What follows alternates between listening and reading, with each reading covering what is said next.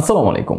আমার মতো অনেক কন্টেন্ট ক্রিয়েটর আছে যাদের জন্য আসলে ক্যামেরার সামনে এসে ফেস ক্যাম নেওয়াটা অনেক বেশি ইম্পর্টেন্ট এবং কিছু কিছু ক্ষেত্রে কিন্তু আসলে সেই ফেস ক্যামটাই তার মূল হাতিয়ার হওয়ার বদলে তার অনেক বড় ধরনের দুর্বলতা হয়ে পড়ে।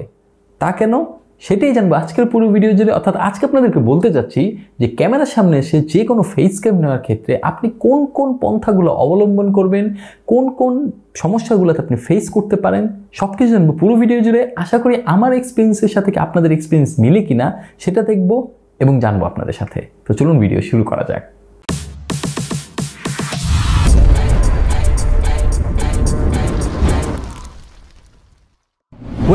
প্রথম যে কাজটা আপনার করতে হবে সেটা হলো একটা প্রপার স্ক্রিপ্ট লিখতে হবে এবং স্ক্রিপ্ট কিভাবে লিখতে হয় সেটা সম্পর্কিত একটা ডেডিকেটেড ভিডিও আমার আছে, আমি এখানে আই কার্ডে দিয়ে দেবো আর ডিসক্রিপশন বক্সে থাকবে। আপনি যদি একটা প্রপার স্ক্রিপ্ট লেখেন, সেই স্ক্রিপ্টটা লেখার পর সেটা টোনটা আসলে আপনি ফিল করবেন এবং সেটা টোনটা কেমন হবে সেটাকে সেট করবেন। সেটা আপনি চাইলে কয়েক দফা রিহার্সাল করতে পারেন যে আপনি ক্যামেরার সামনে এসে সেটা কিভাবে বলবেন। না হলে কিন্তু আসলে শুধুমাত্র ক্যামেরার ব্যাটারি বার্ন করা ছাড়া কিছুই হবে না। বারবার এসে টেক নিতে থাকবেন এবং বারবার হজবরল হয়ে যাবেন। সুতরাং অবশ্যই স্ক্রিপ্ট লিখবেন, স্ক্রিপ্টটা ভালো করে মোটামুটি একটা রিভাইজ দিবেন, মুখস্থ করা লাগবে না।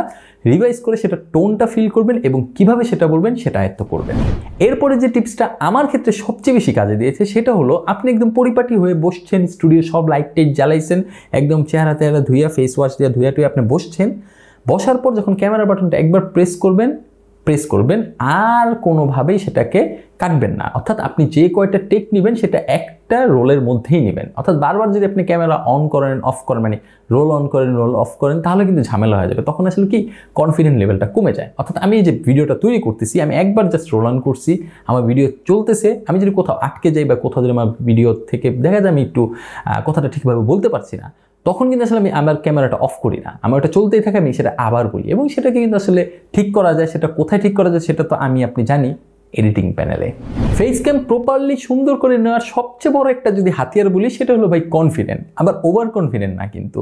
সুতরাং কনফিডেন্ট কিভাবে আসবে? আমাদের সবার ভিতরেই কনফিডেন্টটা লুকিয়ে থাকে, যেটা আমরা হয়তো বা রাইট ওয়েতে আমরা এক্সিকিউট করতে পারি না। সুতরাং আপনি যখন ভিডিও তৈরি করতে যাবেন মোটামুটি কনফিডেন্ট থাকবেন যে ভাই আমাকে আর কে দেখছে, ক্যামেরাটাই দেখছে, ভিডিও ভালো নাহলে আমি ফেলে দিব, তো আর তো কোনো ঝামেলা হবে না, কোনো লাইভ ভিডিও তো না। সুতরাং ওই রকম টাইপের কনফিডেন্ট নিয়েই যাবেন, বাট আবার ওভার কনফিডেন্ট হইবেন না, তাহলে কিন্তু আসলে আবার নর্মাল ভিডিও থেকে ক্রিঞ্জ ভিডিওতে আপনি চলে যাবেন। সুতরাং দেখা যায় ওভার কনফিডেন্ট যারা থাকে তারা কিন্তু ম্যাক্সিমাম টাইমই একটা ভালো ভিডিও বানাইতে যায় সেটাকে ক্রিঞ্জ করে ফেলে। এখন কনফিডেন্ট কিভাবে বাড়াবেন, অনেকের কাছে এটা প্রশ্ন থাকে। ভাই প্রথম যদি আমি সেটআপটা বলি সেটা হলো নিজেকে সুন্দরভাবে পরিপাটি করে গুছিয়ে দেন ক্যামেরার সামনে আসা। আপনি যখন ক্যামেরার সামনে আসবেন আপনার পোশাকটা যেন সুন্দর থাকে, আপনাকে দেখতে যেন সুন্দর লাগে, আপনি চুল টুল আছড়ে আসবেন এবং তখন কথা বলতে বসবেন। যখন দেখবেন ক্যামেরায় নিজেকে ভালো লাগছে, অটোমেটিক কিন্তু আসলে কনফিডেন্ট লেভেলটা একটু হাই হয়ে যাবে। এরপরে যদি একটা কথা বলি সেটা হলো আস্তে আস্তে কথা বলা এবং একদম রিল্যাক্সলি কথা বলা। এই জিনিসটা আমার আগের ভিডিওগুলোতে আমি সবচেয়ে বেশি করেছিলাম, যার ফলে আমার হয়তোবা কনফিডেন্ট লেভেল খুব একটা কমে নাই, বাট ভিডিও তৈরি করার ক্ষেত্রে অনেক বড় ধরনের প্রতিবন্ধকতা সৃষ্টি হতো। যেমন আমি আপনাদেরকে বলি, একটা ভিডিও যদি আমি খুব তাড়াতাড়ি কথা বলে, মানে খুব স্পিডে কথা বলে আমি যদি কোনো ভিডিও বানাইতে যেতাম, তখন দেখা যেত যে আমি একটা ভিডিও বানাতে মোটামুটি 30 মিনিটের মতো সময় লাগতো। আমার টোটাল রোল অন টাইমটা আমি বলছি যে 30 মিনিট টানা ক্যামেরা চলতেছে এবং খুব তাড়াতাড়ি বলতে গেলে আমি বারবার ভুল বলতাম বা বারবার দেখা যায় ভুল শব্দটা আমি উচ্চারণ করে ফেলতাম। সো এক্ষেত্রে আমি পরে যে জিনিসটা খেয়াল করলাম যে আমি যদি আস্তে আস্তে কথা বলি তাহলে কিন্তু আমার ভুল উচ্চারণটা হওয়ার সম্ভাবনা খুব কম। লাইক দেখেন আমি এতক্ষণ যাবত আপনাদের সামনে এই টেপটাতে কথা বলছি, কাজ আমি আস্তে আস্তে কথা বলছি। সুতরাং ক্যামেরার সামনে যখন কথা বলবেন চেষ্টা করবেন যে একটু আস্তে কথা বলা। আমার মতো যদি আগের ভিডিওগুলোর মতো যদি খুব তাড়াতাড়ি কথা বলতে যান তাহলে কিন্তু আসলে ফেস ক্যামে অনেক বড় ধরনের বিপদে পড়ে যেতে পারে। আমার কাছে আরেকটা টিপস সবচেয়ে বেশি কাজে লেগেছে ফেস ক্যামের ক্ষেত্রে, সেটা হলো আপনি যখন একদম টোটালি ফ্রি থাকবেন তখন ফেস ক্যাম নিতে বসবেন। কারণ একটা জিনিস আমার কাছে মনে হয়েছে যে আমি যদি আমার ব্রেনটাকে একদম শান্তই না রাখি বা আমার ব্রেনটা যদি একদম ফ্রি না থাকে, তখন কিন্তু ফেস ক্যাম নিতে গেলে একটু টক্সিক ভাইব চলে আসে বা দেখা যায় টায়ার্ড লাগতেছে।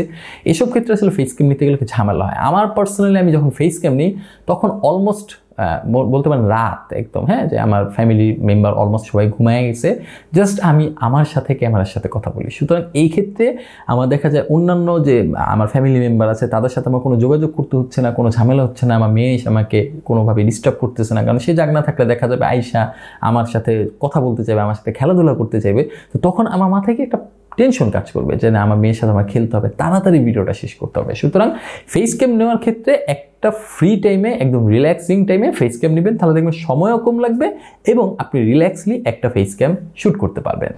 সো বন্ধুরা, এই তো টুকটাক টিপস ফেস ক্যাম নেওয়ার ক্ষেত্রে, এটা আমার এক্সপিরিয়েন্সের উপর বেস করে আপনাদের সাথে শেয়ার করলাম। আশা করি আপনাদের কাজে দিবে, কাজে না দিলে কিছু করার নাই। যার যার ব্যক্তিগত এক্সপিরিয়েন্স একদম নিজস্বভাবে আলাদা রকমই থাকে। সো ভিডিওটি কেমন লাগলো, ভালো লাগলে জানাবেন। এই টাইপের ভিডিও কি আরও চান কিনা, অর্থাৎ এই যে শুটিং রিলেটেড বা ইউটিউবে যে কন্টেন্ট মেকিং রিলেটেড এইসব টাইপের রিলেটেড যে ভিডিওগুলো আমি দিচ্ছি সেটা ভালো লাগছে কিনা। আমি তো প্রথমে একটি স্ক্রিপ্ট নিয়ে দিলাম, এখন আজকে ফেস ক্যাম নিয়ে দিলাম। তো এরপর আরও কিছু টপিকস আছে আমি সিলেক্ট করে রেখেছি, সেগুলো নিয়ে ভিডিও দিব কিনা অবশ্যই কমেন্ট সেকশনে কমেন্ট করে জানাতে পারবেন। এবং আজকে আমি আপনাদের বলে দিচ্ছি যে এই যে প্লেলিস্টটা, এই প্লেলিস্টটার নাম কি দিব। আমি প্লেলিস্টটার নাম দিচ্ছি যে ডিজিটাল কন্টেন্ট ম্যানেজমেন্ট। হ্যাঁ, তো এই প্লেলিস্টটার নাম হচ্ছে ডিজিটাল কন্টেন্ট ম্যানেজমেন্ট। অর্থাৎ আমরা একটা ডিজিটাল কন্টেন্ট তৈরি করার ক্ষেত্রে কী বিষয়গুলো আমাদেরকে ম্যানেজ করা দরকার হয়। সো আজকে আমার ভিডিও এই পর্যন্ত। আশা করি ভিডিওটি ভালো লাগবে, ভালো লেগে থাকলে অবশ্যই লাইক দেবেন, কোনো কিছু জানার থাকলে কমেন্ট করবেন। পরবর্তী যে কোনো ভিডিও নিয়ে আসা পর্যন্ত আমি মোহাম্মদ জাহিদ হাসান আজকের মতো বিদায় নিয়ে নিচ্ছি। সবাই ভালো থাকবেন, সুস্থ থাকবেন, আল্লাহ হাফেজ।